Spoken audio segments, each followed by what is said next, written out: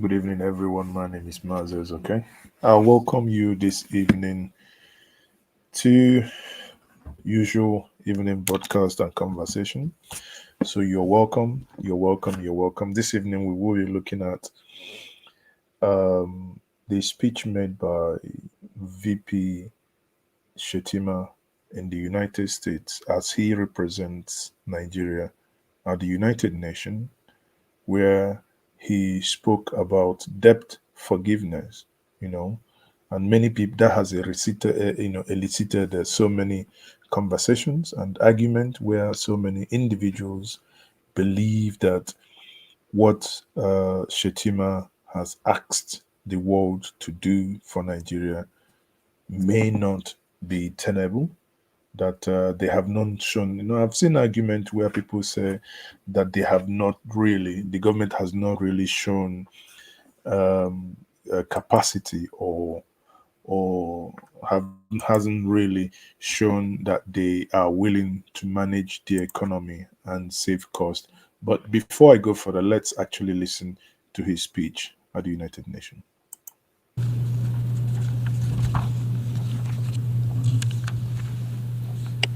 Mr. President, Your Excellencies, heads of delegation, distinguished ladies and gentlemen.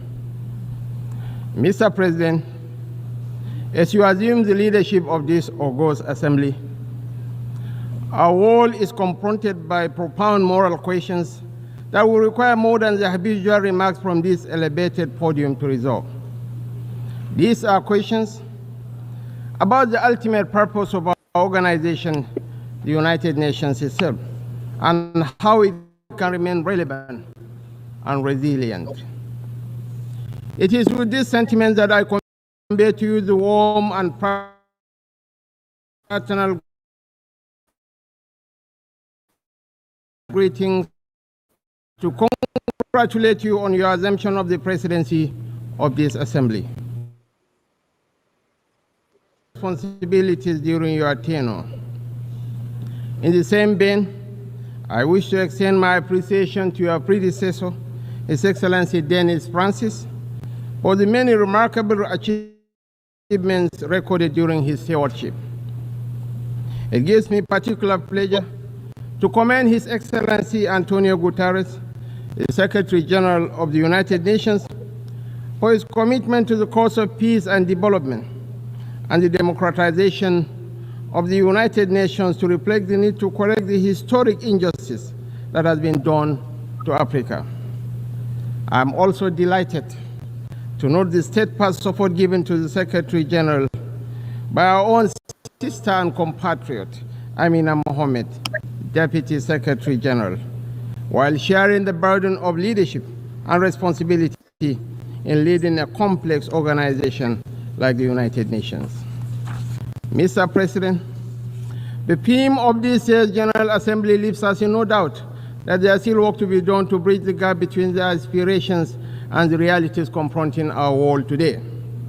It also underscores the need to remind ourselves that the United Nations stands for inclusiveness, anchored on the tripod of peace, sustainable development, and human rights.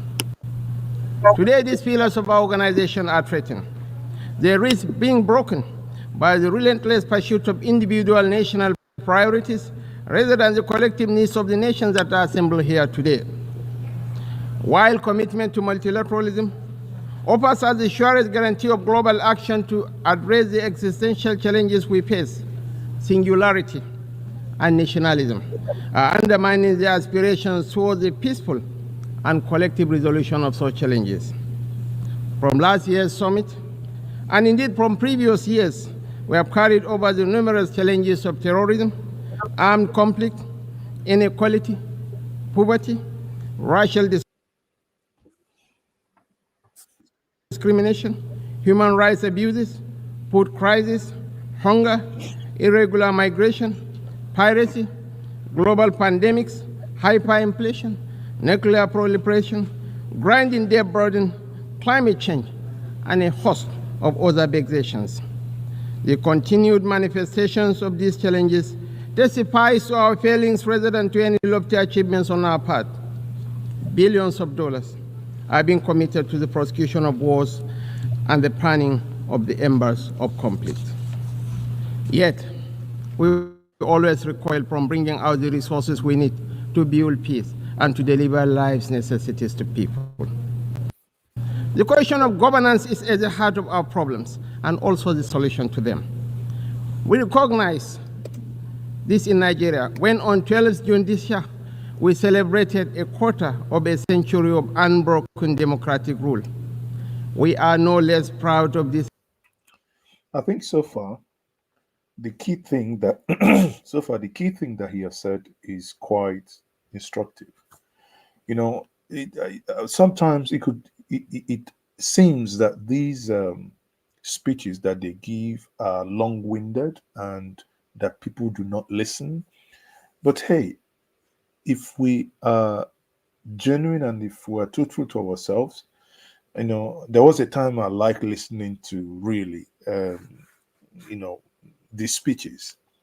Recall when Fidel Castro was alive, you can see the translations, and when Robert Mugabe would always give them bass front to back. Or is it when Nelson Mandela or the prolific and the erratic Muammar Gaddafi, great men had always delivered their speech. But on this one, he said something that we always find the money to start war and to execute war, but never finds the resources, that is the money, to stop poverty and to stop hunger. Think about it. That's a fact that he said. Achievement than the fact that during the last 2 decades, a sustained process of democratization has swept over Africa. However, the return of unconstitutional changes of government and forceful military takeovers in some countries of the Sahel underscore the fragility of democracy when it is not backed by economic development and sustained peace and security. Well, on this one, they say he who fetches ant-infested firewood must play host to lizard and even their gamma lizards. So he who undermines democracy, if you people think those things you talk about is far-fetched from Nigeria, yeah, keep in the trajectory of the elections you conduct. Keep in the trajectory of pauperizing Nigerians. And when they talk, you basically try them for treason. Keep in that trajectory. When some of these things actually happen as a result of the actions taken by politicians, when everybody is crying, there is no country that is so functioning that the people will just wake up and say, oh, they are now supporting military coup. It's just over the time the people are crying, and most times the political class, the tiffin elites, would zip their mouth until some people, most times young men, who say we are taking a new course and a new direction, and they do what they consider right in their minds. It is this fragility, rather than the milestone that democratic governance has achieved in Africa, that should matter most in our deliberations at this and other high-level segments of the 79th session of the General Assembly. While we abhor all possible changes of government, we can also recognize the impatience in cities and villages as the sometimes slow and grinding turn of the wheel of democracy. Our people need employment. They need decent livelihoods. They desire good and affordable education and health care for their children and families. They need to live in healthy, safe, and secure environments. They need hope, and they need opportunity.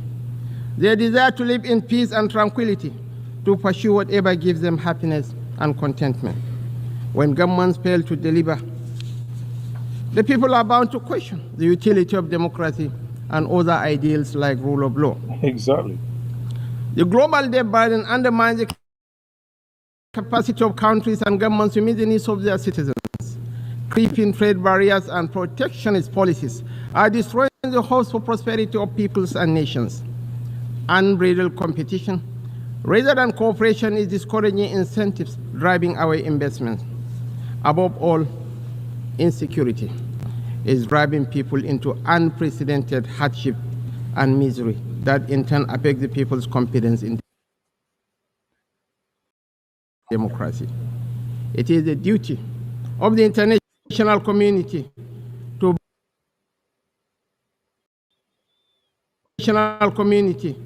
to bring back confidence in democratic rule and constitutional order by paying more attention to the needs and aspirations of the people.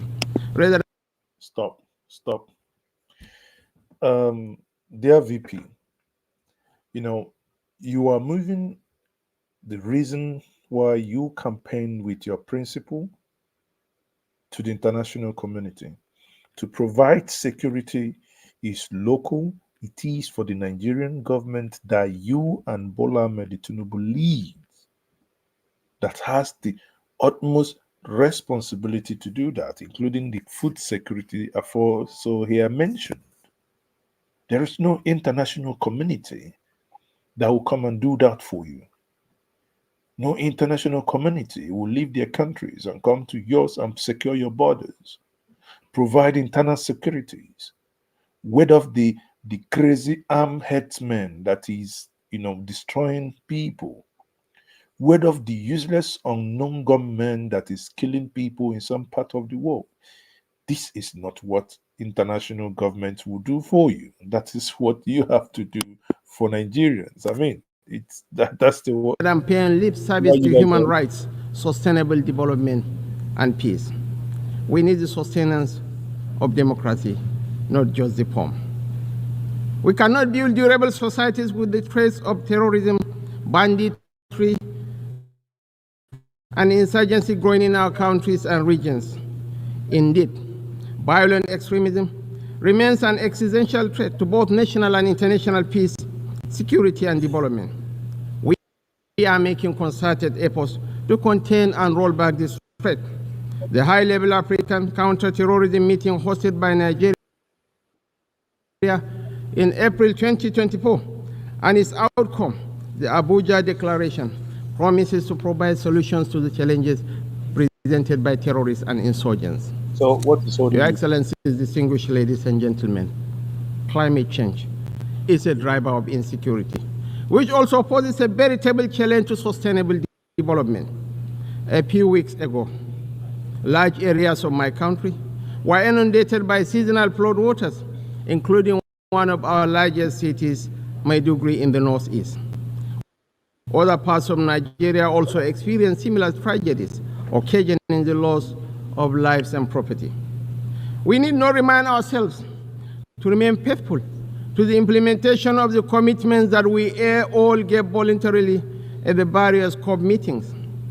Failure to do so is merely to postpone the inevitable. No country is immune from the effects of climate change. It is better that we cooperate and collaborate to meet this ever-increasing challenge rather than remaining in our shells, waiting for the inevitable to happen. A common challenge requires a common solution. Nigeria stands ready to meet our obligations in terms of mitigation and adaptation measures nationally and regionally, with the active participation of other countries and international partners. Mr. President, conflict resolution is the main reason why the UN exists, but the task of prevention becomes all the more difficult when conflict becomes normalized, when even the condemnation of violence and civilian casualties and calls for a ceasefire are somehow regarded as controversial. As we emphasize at the Abuja high-level ministerial meeting, we must renew our focus on conflict prevention. Indeed, addressing the root causes of conflicts is often the first step towards providing long-term solutions. Clearly, some of the root causes of conflicts are social in nature, including poverty, hunger, ignorance, inequality, and exclusion. as well as other forms of injustice. In the Sudan, other parts of our continent and further afield, foreign actors are exacerbating these tensions to prolong conflict and deepen the suffering of innocent people. Today, we are all witnesses to the heart-wrenching situation in Gaza and other Palestinian territories. We cannot discuss war and peace, conflicts and resolution, or humanitarian imperatives today without reflecting on the Israeli-Palestinian conflict that has been raging since 7th August last year. Of course, the conflict predates this period and has been simmering for a better part of half a century. What this tells us is that the international community has failed to live up to the spirit and aspirations of the United Nations to rid the world of inequality, violence, and domination of one people by another. Justice is antithetical to revenge. Freedom is an inalienable right and a natural entitlement that cannot be denied to any people. The Palestinian people deserve their independence. They deserve to have a home of their own in territories already recognized by this very assembly and by international law, which is being routinely ignored. Nigeria continues to urge efforts to bring back on track the two-state solution that offers the prospect for a new beginning for the region. Nigeria reaffirms to supporting United Nations peacekeeping operations. We recognize the need for Africa to build strong and professional armies to meet the multiple challenges we face. Consequently, we reiterate the call for international support to operationalize the African Standby Force, in addition to the provision of requisite support and resources to ensure the upgrade, take-up, and effectiveness of a center of excellence on issues of counterterrorism in Africa. Mr. President, reform of the Security Council is critical if the UN is to strengthen its relevance and credibility in our rapidly changing world. Some permanent members of the United Nations Security Council have offered encouraging, if tentative, indications of support on the issue of reform of the Council. We welcome the change in tone and urge an acceleration in momentum to the process. The Security Council should be expanded in the permanent and non-permanent member categories to reflect the diversity and plurality of the world. We fully support the efforts of the Secretary General Guterres in this regard. Africa must be accorded the respect that it deserves in the Security Council. Our continent deserves a place in the permanent members category of the Security Council with the same rights and responsibilities as other permanent members.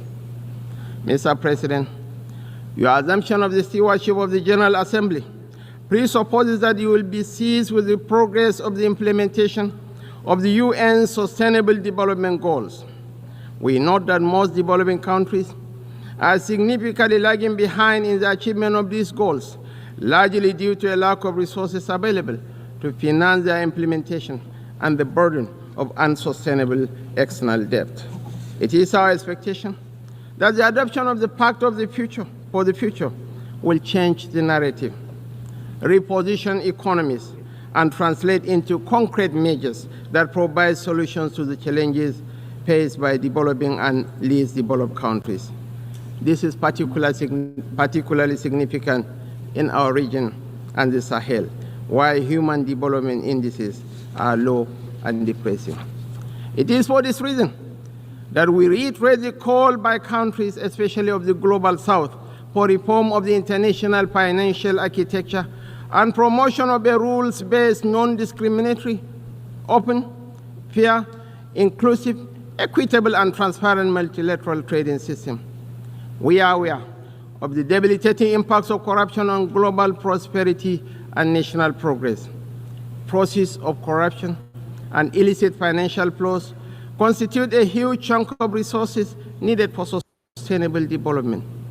The recovery and return of such funds to states of origin is a fundamental principle of the United Nations Convention Against Corruption. Therefore, the international community must promote practical measures to strengthen international cooperation to recover and return stolen assets and to eradicate safe havens that facilitate illicit flows of funds from developing countries to the developed economies. There is also the urgent need to promote fair and inclusive tax regimes in the world. Nigeria helped introduce the Resolution on Promotion of Inclusive and Effective International Tax Cooperation at the UN. We acknowledge the progress made in the adoption of the terms of reference of the UN Framework Convention on Tax Cooperation.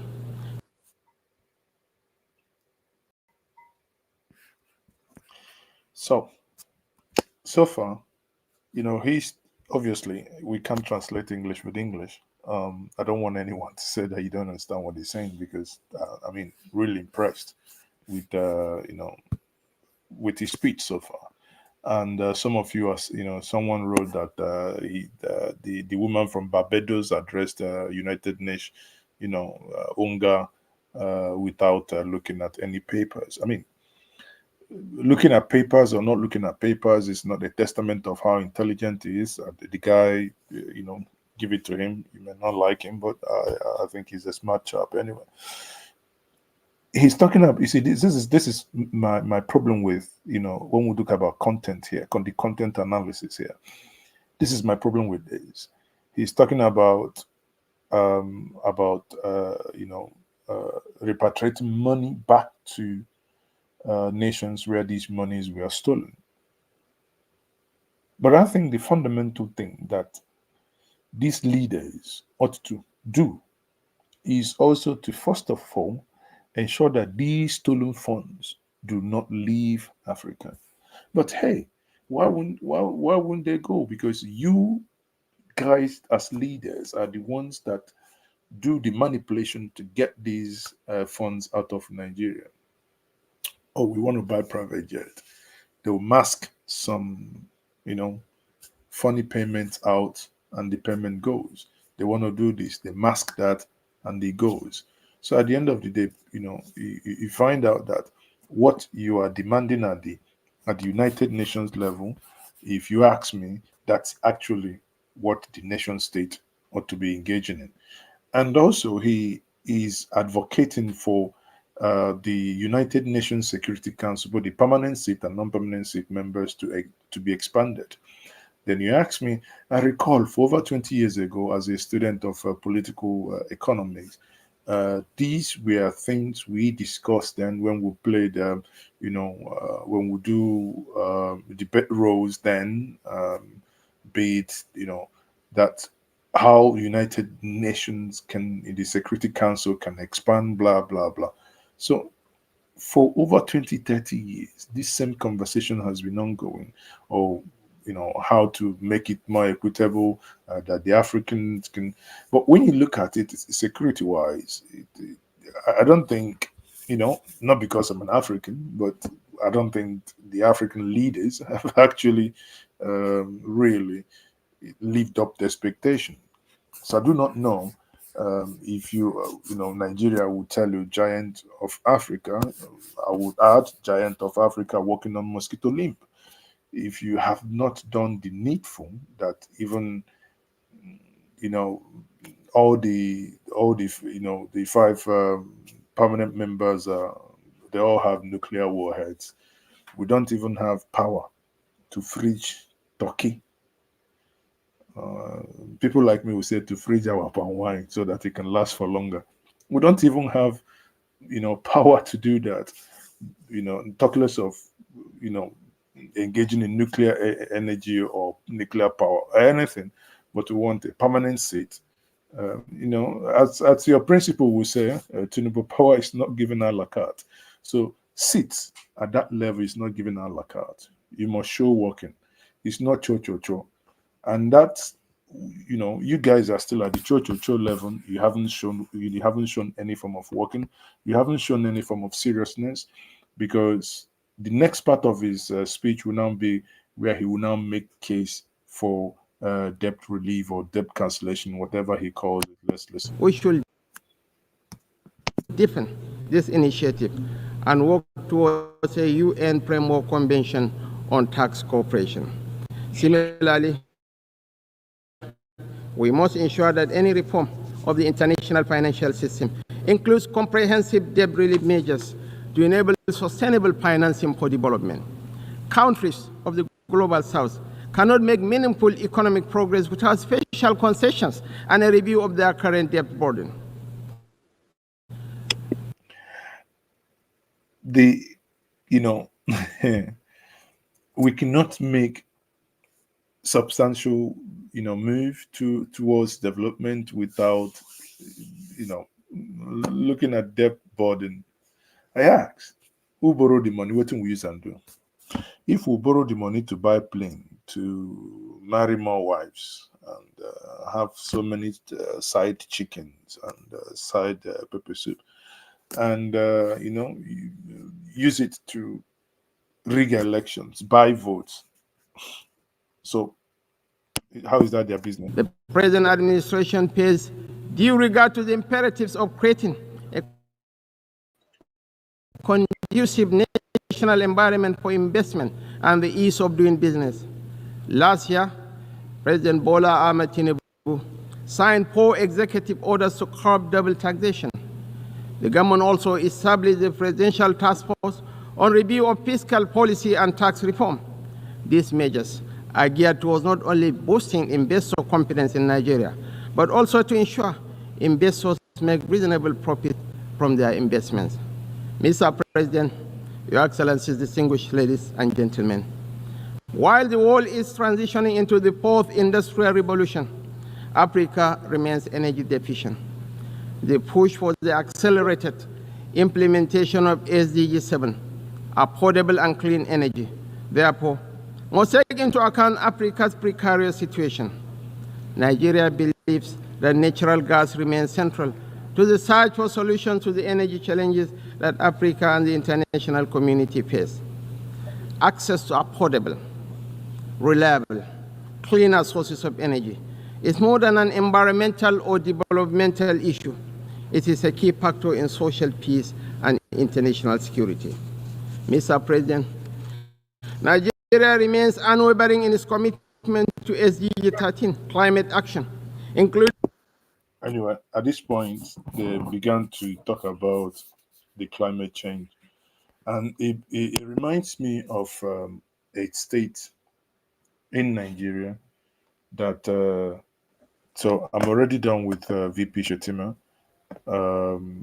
Obviously, what we can tell is that if you ask me, from the speech side of it, I think it was a very good speech that he delivered, right? Um, every single thing he said was understood. He there wasn't um, it wasn't there wasn't bala blowing.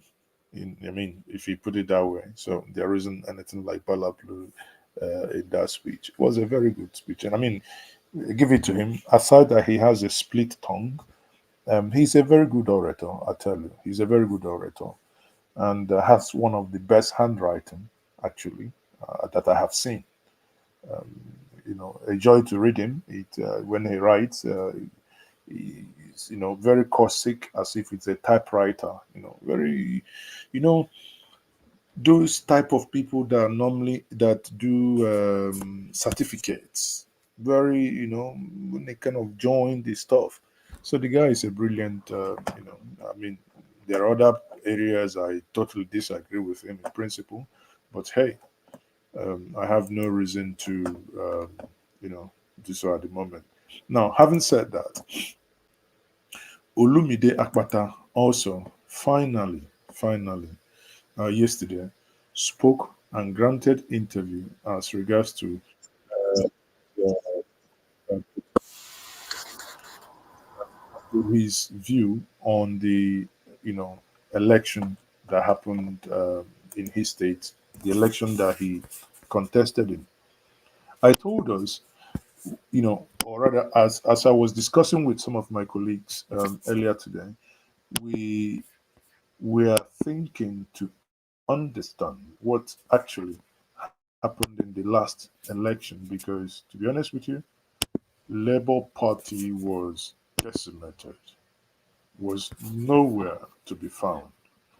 You know, the question is, what could have happened? What could have led to such decimation? I mean, we have to be fair. And we do up to now, you can hazard a guess as to what could have happened, what could have been responsible for the things we saw. But at the end of the day, it is what it is. I'm happy that he has taken whatever happened in good faith, and he had an interview with Rise TV yesterday, and he had the following things to say regarding the election that he lost. Well, I'm on a personal level. I'm okay. I feel good. I happy to be alive. God gives life, and one must be grateful for every day. With regard to the elections of Saturday, as I said in the press briefing that I held today, one is it is with mixed feelings that or that I reflect on the all that transpired on Saturday. Firstly, as has been pointed out by many others, that election was fraught with irregularities. There are so many questions that remain unanswered regarding the kind of numbers that have come out of that election. Um, Voter intimidation, vote manipulation, all sorts of things, the kind of numbers that have come out of Oredo local government area, kind of numbers that have come out of Igbo Bauha local government area. Many, many questions that we would continue to seek for answers.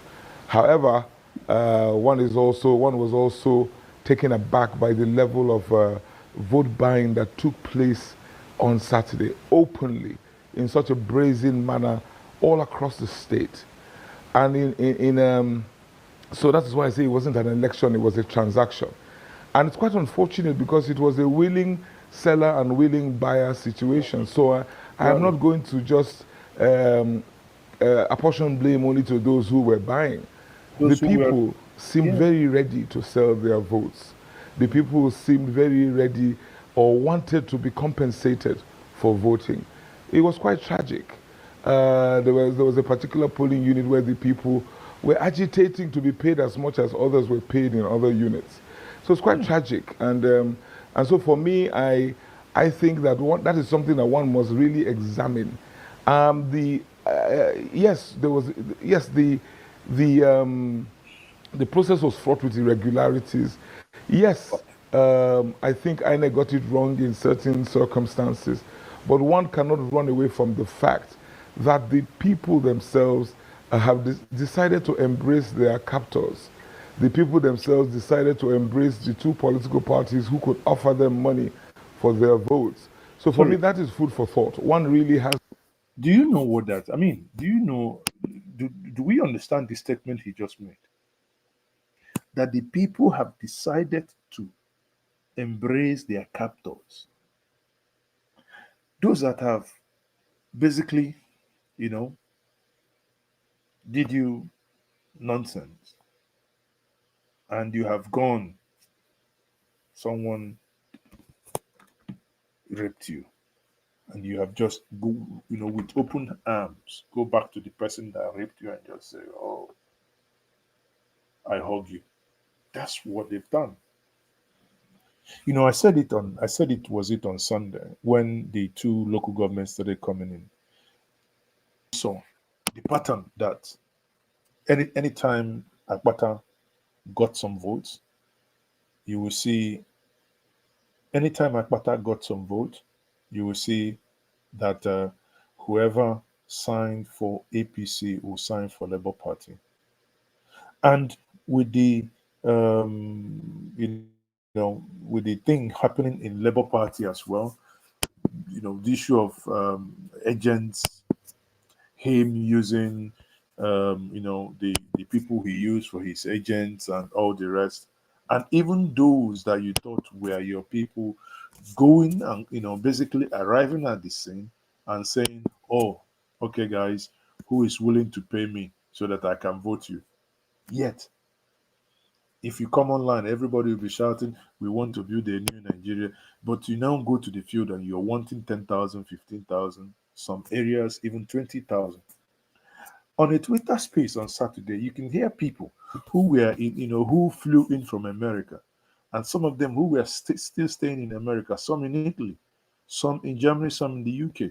They were actually about, to the point of crying, saying that they are done with Nigeria. These people are from Edo, that they cannot believe that the people they've been giving money, trying to encourage them, will still go back to their oppressors and embrace them with open arms. And that's what Olumide Akpata just said now.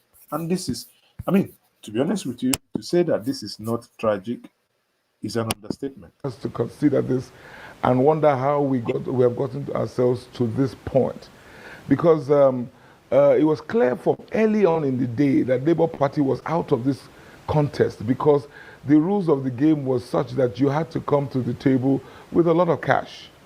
Cash that we do not have, and cash that even if we did have, we had absolutely no intention. We're not inclined to spend money to buy votes. So we were out of contention from very early on in the day.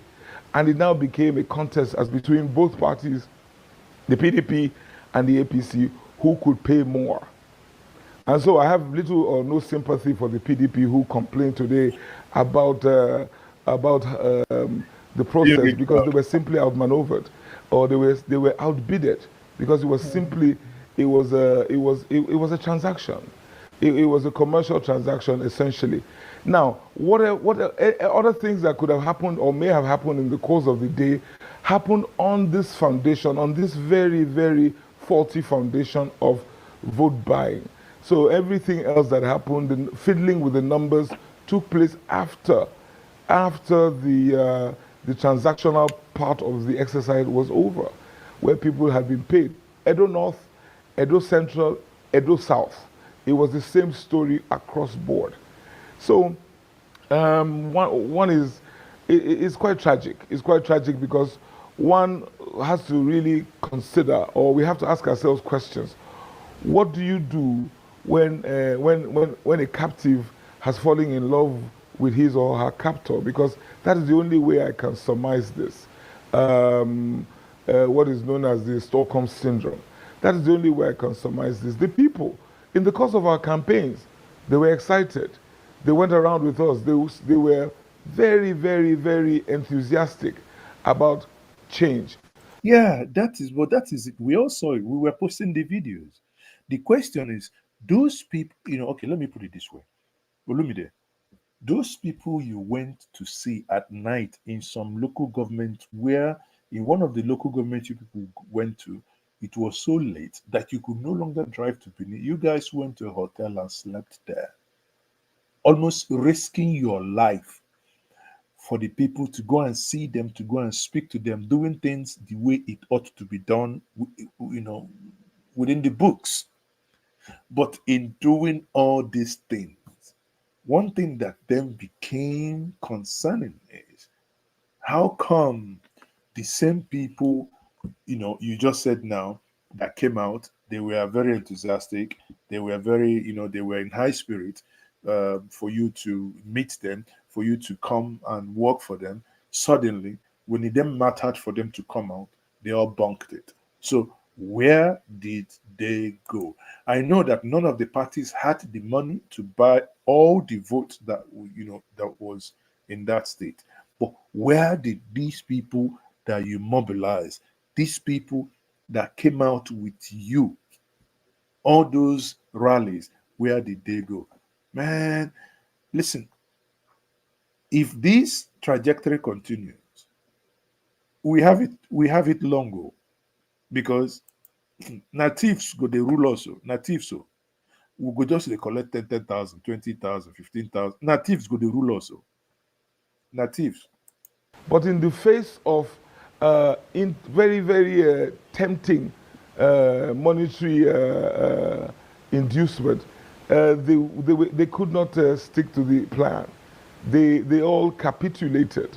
At least not all of them. Please don't let me leave you with the impression that I'm speaking about every voter in Edo State. Please, there are those who came out, voted their conscience, and went home, and those are the heroes. Those are the heroes of Saturday. There's the other group who stayed at home did not bother to come out. That in itself was a choice. And so it is that group who did not come out. And that group who did not come out and made it easier for those who were looking for votes to buy. It reduced the stakes because they had less votes to pay for. And that group who did not come out, combined with that group who came out purely to sell their votes, I think we can lay part of the blame of what happened on Saturday at their doorstep. Having said that, it is without a doubt that that process and that exercise, as has been affirmed by no less an organization than Yaga Africa, who we have all come to respect, that entire exercise fell short of what we have come to accept as the gold standard. The election fell short of what we have come to accept as the norm. So I just wanted us to also recognize that even though the process was messed up by some, the people also have a hand in or at least must take some of the blame in this. We will continue to fight for the people. We will continue to try to get them to understand that this is not the way. This cannot be the way. We understand their circumstances. We know that poverty has become so pervasive. But there's poverty in other climes and in other lands. There's poverty in India. But you do not hear during Indian elections that the people will sell their votes. So the people must come back to the realization that this cannot be the way. So I hope I've been able to paint a picture for you of my own perspectives as far as what transpired on Saturday is concerned. In spite of all that you've mentioned, you're not the only one that has raised concerns. In spite of all of this, the truth still remains that Labour Party is relatively new in Edo State compared to the PDP and the APC. You are also a new face, a fresh face in politics. So did you expect that you were really going to win this election, Mr. Akpata? So, if you thought that the question is going to really think that the election, but that's what it is. I don't think there are people that have come out for the first time. When Peter Obi won Anambra State in 2003, he hasn't been governor before. He came in and he sold himself, to the people, and the people, came out en masse and elected him. So, let's see his response. Oh yes, I did. Labour Party, I don't really think you can call Labour Party new anymore in Edo State. Labour Party was the hotbed of the obedient movement in 2023. Labour Party has a senator from Edo State who was also a first-timer in politics. Labour Party has 2 members of House of Representatives from Edo State who are also first-timers in politics. So that really is not the issue. The fact that our party is relatively new compared to the others really was not the issue, because we have shown in the 2023 outing that if indeed the people are with you, and if indeed the people come out as they did in 2023, we can overcome those should I say, those peculiarities or those nuances. So that's not really the issue. The issue is that the people decided to embrace their captors this time around. I will be the first to agree that the people decided to embrace their captors. So even though there were irregularities, but it is quite obvious to me that because poverty has been weaponized and politics is so monetized in Nigeria, that is why we were unable, it would appear, to have been able to convince the people to repeat the feat of 2023, what happened in 2023. They are more fixated on their own day-to-day bread and butter issues. So the struggle continues. We are going to have to let the people understand that we must fight or think long-term. It is a long haul. It's not a sprint. It's a marathon. So you can be sure that we will continue to let them understand that they must extricate themselves from these two parties that in the last quarter of a century have impoverished them and has brought this nation to her knees. Akpata, the election was a crushing defeat for your party, Labour. You came a very distant third with just over 22,000 votes garnered. Will you say that the biggest contributor to this loss is vote buying? It doesn't seem so. But he just explained it. The biggest contribution to this loss is vote buying plus manipulation of the process. That is what I'm saying. And when you say vote buying, and in my last intervention, I just mentioned to you that the people decided to embrace their captors. I will not run away from the truth. The truth is that the people turned their backs on Labour Party and what we have to offer, and they embraced their captors. Again, I'm not going to tar everybody with the same brush. I'm speaking to a large number of the people. So you and I are essentially saying the same thing. I am not just talking about vote. And even when you talk about vote buying, if there's nobody selling, nobody will buy. Exactly. So it's a willing seller and a willing buyer scenario. So this is not me trying to make excuses. I am telling you, democracy is about numbers. Democracy is about the people exerting or asserting themselves. Now, what we had on Saturday was that, one, a combination of vote buying, and as I've said, if there's nobody selling, nobody will buy. Then there was manipulation. When you add all of that together, that's how we found ourselves where we found ourselves. But I am of the view that the people will have to come to decide whether or not they prefer the status quo or they would like to see some kind of change. That's the point I'm making. So when you look at the numbers that we garnered at the polls, yes, we became a distant third. When you combine the factors that I put on the table, that explains to you why we came a distant third. It is. Anyway, I mean, honestly, it is. I think he has said most of the things he ought to say. Now, on the other hand, there is also the video where the PDP chap, one of the guys from the PDP who already planned how they will win and how the election will be won and whatnot. Also appeared on Channels TV, and when he was asked about his, it's quite funny to watch because at some point he started crying, and Rufai Oseni told him he shouldn't cry. But the key message there is that those in the diaspora that really sent money home, hoping that they could use that chance to really change things in Nigeria, and many of them were so disappointed.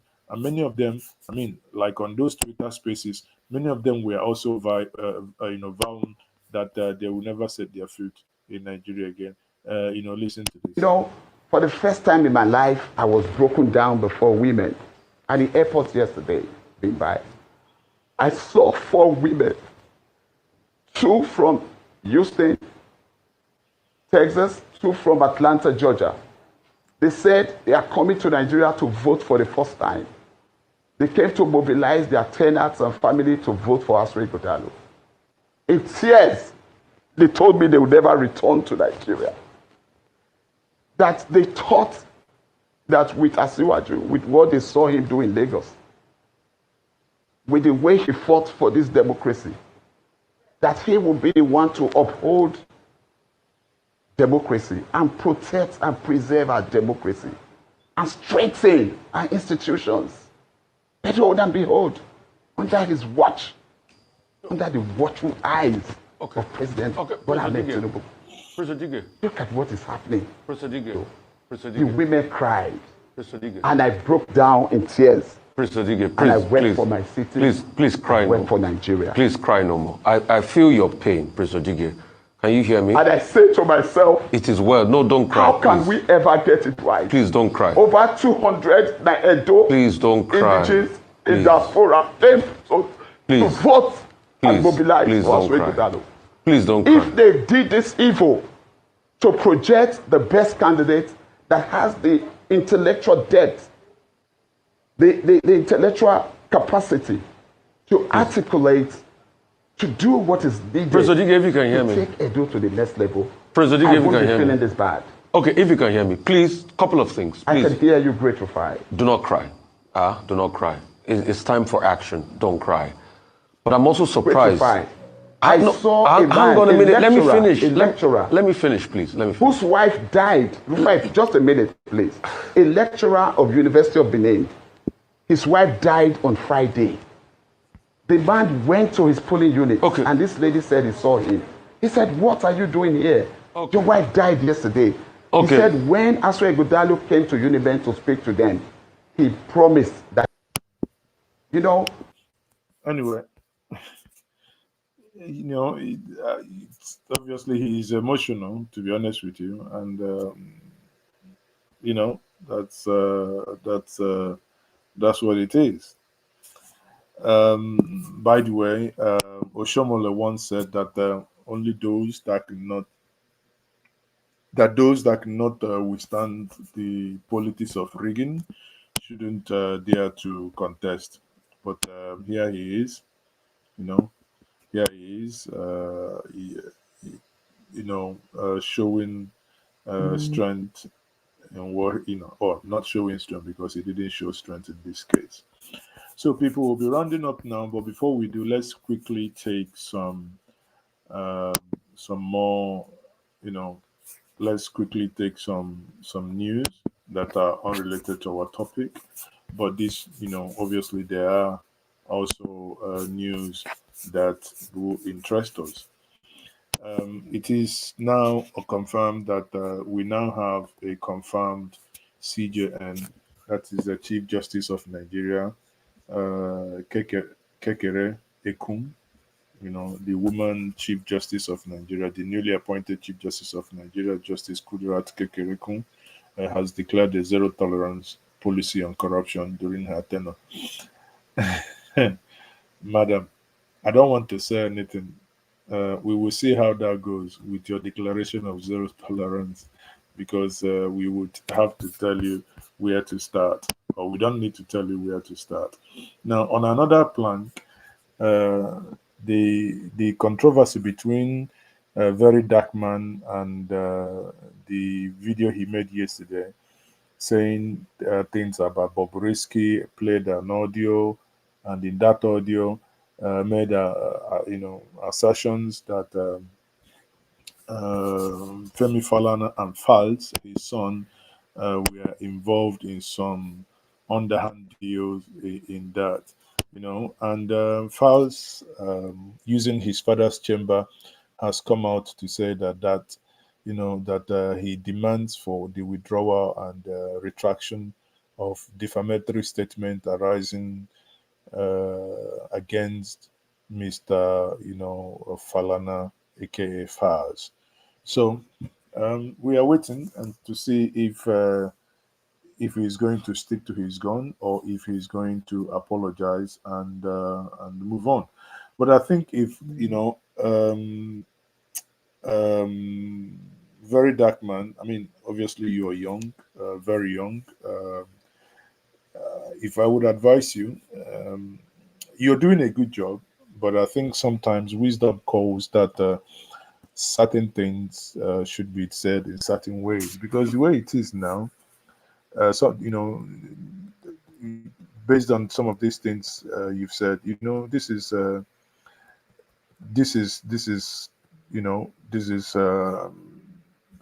Nigeria, so that you don't just get litigations here and there unnecessarily, and even to a point where um, you may go back to prison unnecessarily.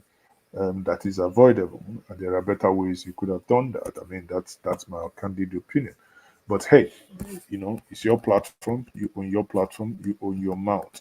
Then on the other plank, also, a representative from Bonu is asking federal government to give Bonu government 300 billion for the flood victims. Bear in mind that Dangote, I think, is it Dangote and who again? Was it Dan Tata gave 1 billion, Dangote 1.5 billion. So they have collectively now, they have over 3.8 billion. I don't know if this is now turning into a business. To be able to cater, to be able to Let's looking at the magnitude, because I don't, whether this thing is turning into business venture that they are making. and the gravity of what transpired or happens during this devastation in Maiduguri, Borno State, which affects businesses, farmlands, IDP camps, schools, hospitals, institutions, rehabilitation camps, and many other areas. I want to add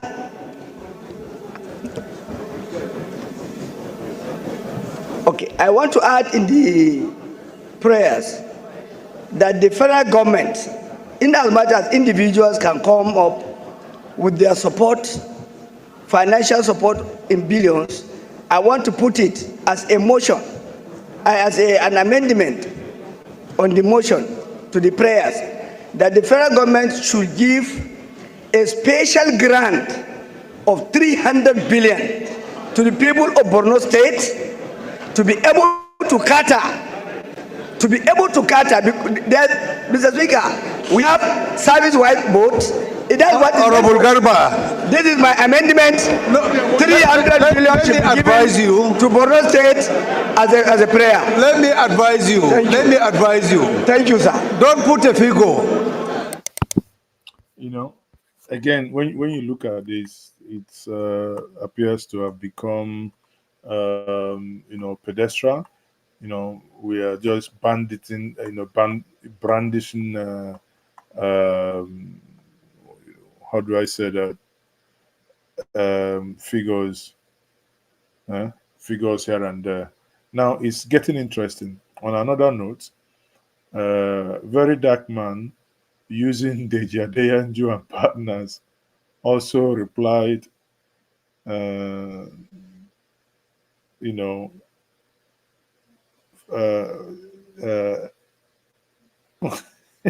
replies false and Falana.